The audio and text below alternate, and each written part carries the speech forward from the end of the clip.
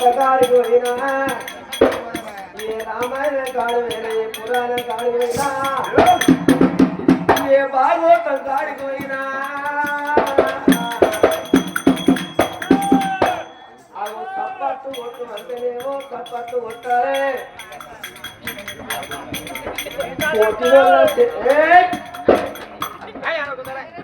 పొద్దులో చేతులేమో గిట్లుంటాయి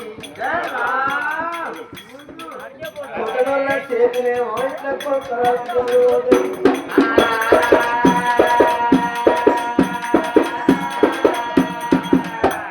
చలికాలం దినము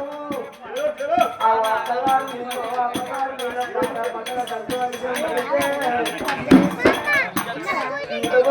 నాకు ముగ్గుకొని ఆడుకుంటే ముందు చేతులే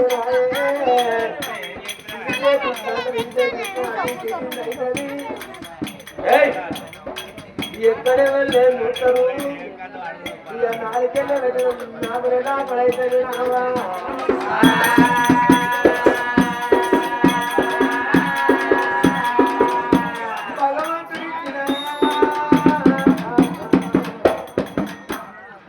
భగవంతుడిచ్చిన చేతులుండోనేమో చప్పట్లు కొట్టుంది ఆ వ్యక్తులు పడిపోయినేమో చప్పట్లు కూర్చొని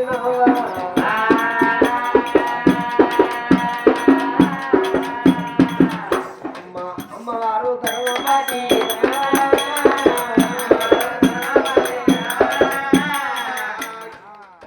ఈ రంగాపురం పోలు భక్తి చప్పట్లు పయాలు కొట్టిందా అయ్యా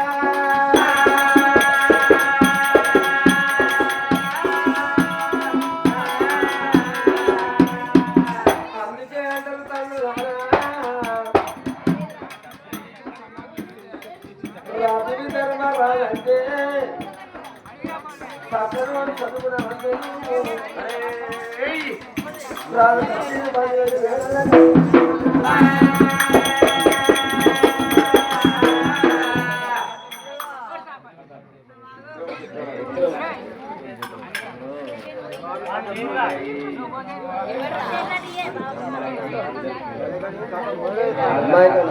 అబ్బాయికి అమ్మాయి ఇద్దరు పిల్లలు సరిపోయే కథ రాసిన ఎప్పుడంటే కైకాలు ఉంటాయనే కథ ఈ కథలో కూడా గది కావాలి ఇది కూడా అలా ఆడబిడ్డ ఆడు కావాలి ఇట్లా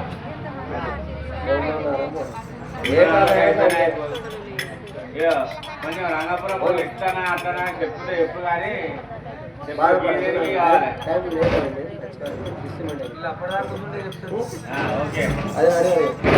ఏమైనా నవ్వుకోవచ్చు జోకులు చేసుకోవచ్చు కట్టుకోవడం కానీ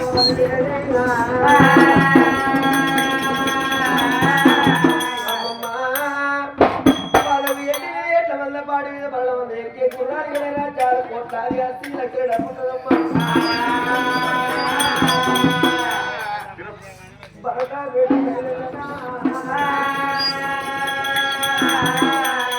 అందుకే అంటారు పొద్దుందాగా పని చేసి భర్త ఇంటికి వచ్చేవాళ్ళకు ఇంటికాడున్న భార్య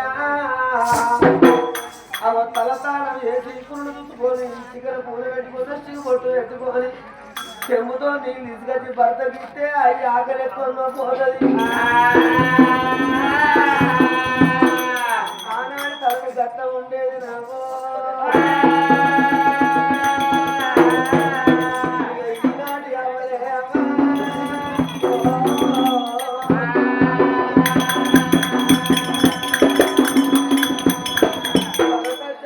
పొల్లంతగారంగా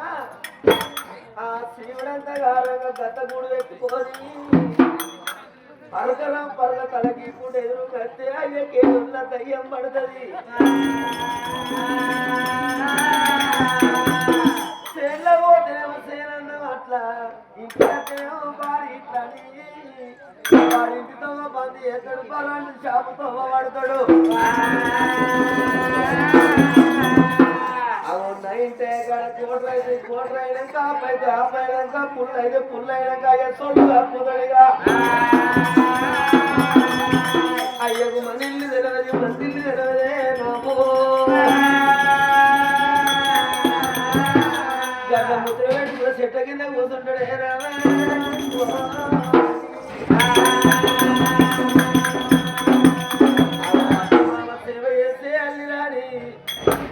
అవు భరత సేవ చేసే భాగ్యవంతులు నా భరతే నా ప్రతిష్ట దైవమన్నది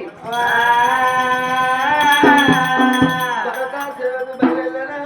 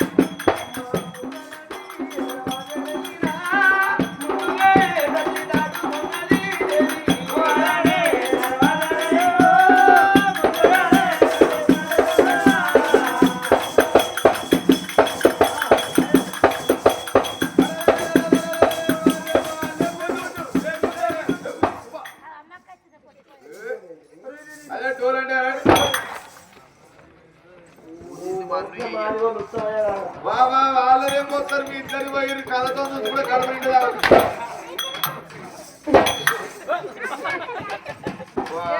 పోయిన గుంజాలని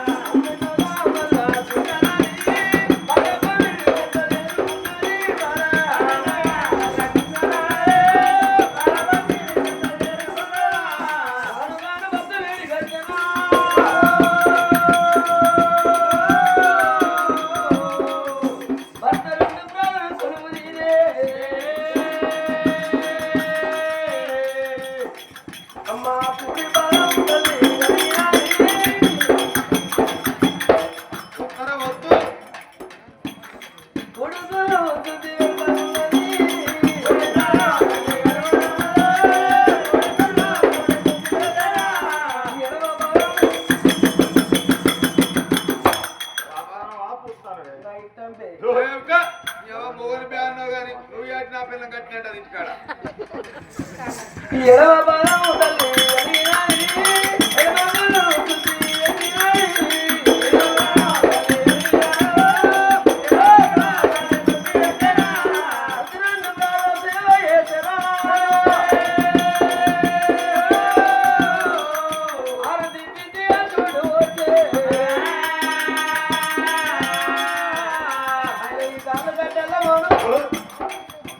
నేను ఊరు కడుకుంటా పోతానా అని అడిగిన కానీ కర్రకాలు పాడవాడా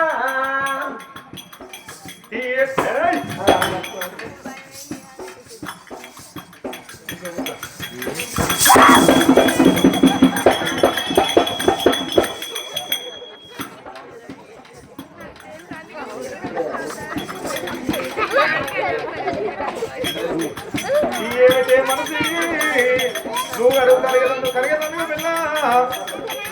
నేను అనుకుంటాను ఇద్దరు అనుకుంటా లక్క అనుకుంటాను సక్క అనుకుంటాను మా పిల్ల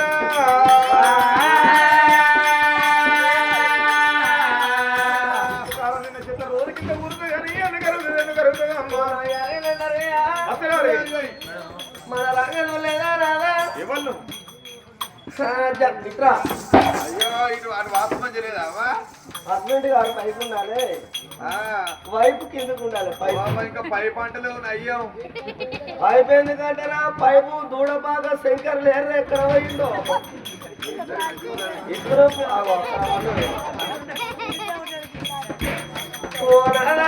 ఏంది రాము జమ్ముకుంటే బట్టలు లేదా ఒక ముద్దలైనకు ఏమైంది కాళ్ళకెళ్ళి లేవు చేతులకెళ్ళి లేవు మొండి చేతులు మొండికాళ్ళు ఆయన చేతులు మొండిపోయినట్టు ఏమిటే మనసు ఆయన భార్య ఆయన కాలు కూడా కరగలేదు పిల్ల ఎత్తలినట్టు ఎర్ర పిల్లగా ఆయన చేసిన ఏ పాపం చేసిండు ఆడబిడ్డలు తిట్టిండు అత్తవాన్ని కొట్టిండు ఆయన కత్తిని గుడి కూర్చోదు పెద్దరోగం అన్నారు అమ్మ ఏం రాములో అబ్బో నాకు అద్దు నాకు ఇంటికాడ 2 నీ కాళ్ళు కడిగి చెప్పాలండి ఆయన కట్ట రోగం నీ కట్ట మంచిగుండు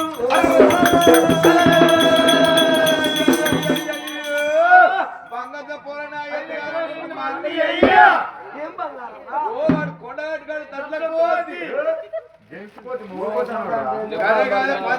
పంతిగాడు బామ్మర్దులారా మోపోతాను రానా నిన్నటికన్నా ఎక్కువైతే మరి ఎంతమంది మంది ఎందుకమ్మా నీకు పోయరాదు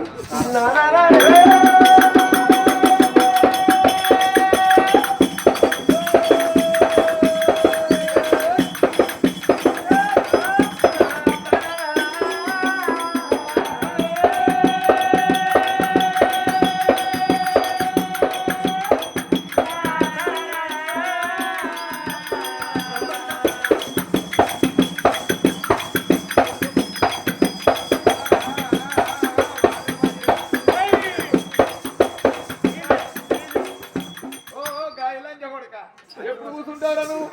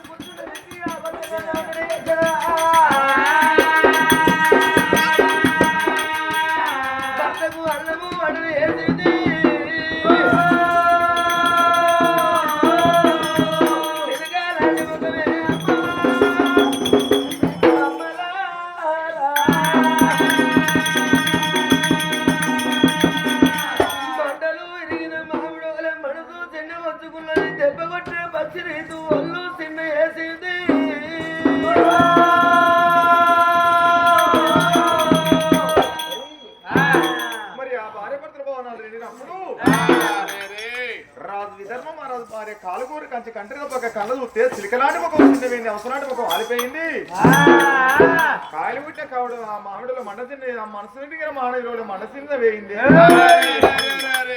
అందుకే అన్నారమ్మ భార్య అంటే ఒక కనుగుడ్డు లాంటిది భర్త ఒక కంటిరెప్ప లాంటి వాడు భార్య కష్టం వచ్చినాడు భర్త కష్టం వచ్చినాడు భార్య అన్నారమ్మ మరి భార్య భర్తలు ఒకటెత్తిన బ్రహ్మలోకం ఒకటి సత్యమ్మ పురుషులు ఒకటెత్తిన స్వర్గలోకం ఒకటి అన్నారే పొద్దంతా మగవాడు అడవికి పోయి 60 కష్టం చేసే వరకు ఇంటికాడున్న భార్య చేదు తీర్చాలి కానీ సమస్య కాకూడదు అన్నారు మరి ఎక్క గుర్రాలు వీళ్ళ రాజ్యాలు లక్షలాది డబ్బు కోట్లాది వస్తున్నది ఎందుకొరకు చిన్న వేయింది రా భార్య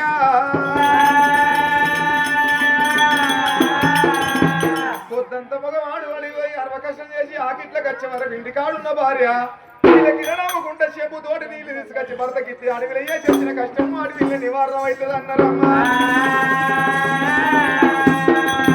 ఒకవేళ పొద్దంతా మగవాడు అడిగిపోయి 60 కష్టం చేసే వరకు ఇంటికాడున్న భార్య పెంట కుప్పోలే ముఖం పెడితే ఈ సంసారం వాడబడ నేను చేసేందుకు చెయ్యకెందుకు అంటాడు మగోడు ఆ నుంచి బరాండి షాపుతో పడతాడు బరాండి షాపు కాడి వేనాక గట్లంట ఆయన తోడగలుగుతాడు అక్కడ కోటర ఇక్కడ ఆపై కాడ కూడా పుల్లుబాటు లేదని పుల్లుబాటులు అయినాక అన్నీ సొల్లు కాకుతాడే మరి భార్య కష్టంలో బాగా సగభాగం మంచుకున్నాడు భర్త